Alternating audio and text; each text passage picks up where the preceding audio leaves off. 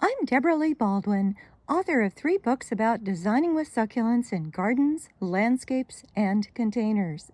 In this video, I'll show you a garden near San Diego I've followed since 2008 and is in my books. The bones are good, and many specimens matured beautifully, but over time, the garden became overgrown and untidy.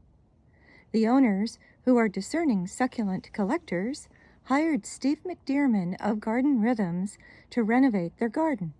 Steve specializes in cactus and succulent landscapes.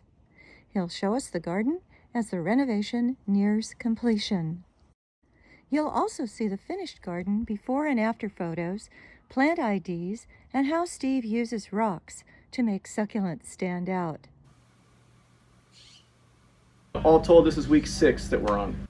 And the plant material, I mean, you've got big Perryi truncatas, you've got some of the original plant material that's just gotten large over time, and you brought in a ton of stuff. We removed an enormous amount of stuff out of here. It was kind of like we had to strip it bare to see the forest for the trees, and then we could figure out what to add back in.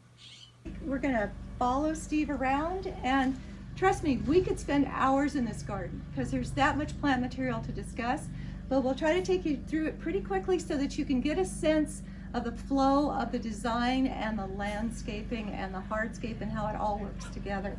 Perfect. Sound good? Let's do it. Okay. So this area here, believe it or not, was all roses, and there was some big miscanthus grasses.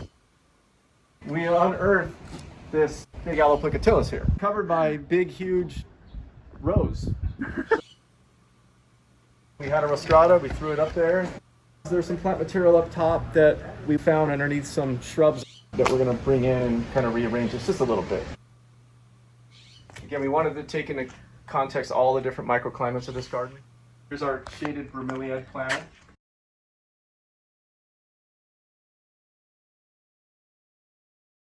This speaks Steve McDearman to me because I recognize the 3 kinds of rock. Copper Canyon rubble here. Okay. It's one of my favorite materials. Rubble. Yeah, I Okay. call it a rubble. And then this is Mojave Gold gravel here. Yeah. And these two really, they just go together really nice. And what I like about this Mojave Gold, it's not too, I'm gonna say loud, it's not too bright. It's got a lot of grays, it's got some whites, it's got some brown flecking in it. And it really is toned down. It allows the plants to show off, and it doesn't burn your face like some of these other ones will in the hot, bright sun. It's become one of my favorite go-tos. And the boulders are beautiful too. Those are honey quartz boulders from KRC Rock. Other suppliers call them by other names. Apache Sunset is another one I've heard it referred to as. Now we're getting into the larger areas of the yard. This is a nice sunken area here. Yes, but this was also a challenge because it prevented us from wheeling in material. We had to utilize this little retaining wall here, this put-in-place wall, and run along the top of it. I wanted to utilize this area to kind of show off some of the harder to get stuff because this gets afternoon sun, or afternoon shade rather. Very hard to come by. Oh. Blue flame, variegate. We took some of the hybrids. Some of these are in the process of testing right now, and we're giving them a run through. Look at the variegated Ciliaris back there. There's a variegated Aloe Ciliaris. There's 4 or 5 of them. We're going to bring up variegated Aloe Hercules. And these Perryi are here. These original variegated Agave attenuatus, because this is like the original stuff right here. Did you do some mounding, or were the mounds already here? We brought in 24 yards of soil on this property. They had this African sumac tree, and we had contemplated removing it. It's going to get the leaf drop. There's some shade going on in here, so what do you do in that situation? So we started to bring in bromeliads, these wonderful variegated agapanthus they had.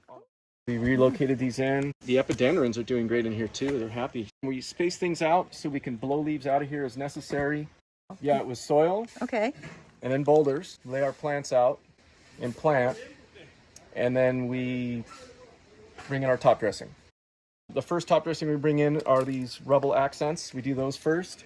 We identify where those are going to go. We lay those down, and then we come in with our smaller 3/8. When we get into tight spaces like this, we have to put it in 5-gallon buckets and bring it in, and then we can dump 5-gallon buckets of it around. We'll just take the gravel and just kind of spread it around, just like this. There's a little weed there. We got to get that out. Do you do anything to control weeds? We'll do some pre-emergence at the end. Yeah, I'm a big believer. Yeah, you don't want them under the material. You want them actually on top of the top dressing. Weed cloth? I will use weed cloth depending on the site and the situation. This site, no weed cloth. Very cool pocket garden. It's a little 18-inch wide strip that runs along the base of the house. Well, you can put a bunch of plants in a single file row. That's not any fun.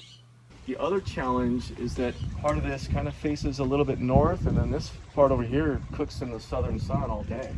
As you can see, the plants are doing great. They are. We have a couple rows of subsurface drip irrigation in here, Netafim Tech Line. They don't look like they'd be all that durable. They look more of a jewel box type. Very, very jewel box type. Even like this one here, the Sedum Vera Higgins, is like a new favorite of mine because that I is know. just withstood intent. This is so hot right here, and that stuff has just stood right up to it. It's been great. So this is the area over by the pool, one of the oldest landscaped areas in terms of age of plant material. We had to thin out Pride of Madeira creeping in from the back there. There was a large cycad back here that we had to remove off of this fuzzy ceroid here. We wanted to really show off all these wonderful specimens that are up here, including these large Cyphostemas here. And by the way, never eat a Cyphos. Oh. Yeah, maybe in the grape family, but Yeah. back away from it. Yep. There's another beautiful one behind me here. These manzanitas were overgrown and they're blocking several large specimens back here.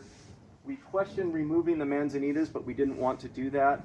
We ended up going in, pruning them back rather hard, opened them up a lot, and actually you can see the material beautifully from the house now, because it was so overgrown before. But we've opened it up, and we've worked on the irrigation. We've got the irrigation coverage a little bit better here. There's some big time irrigation pressure fluctuations here during the day because we're so high uphill. Yeah, a lot of infrastructure stuff you don't realize, you know, with the irrigation and the challenges of a steep slope and pruning and removing and all of that.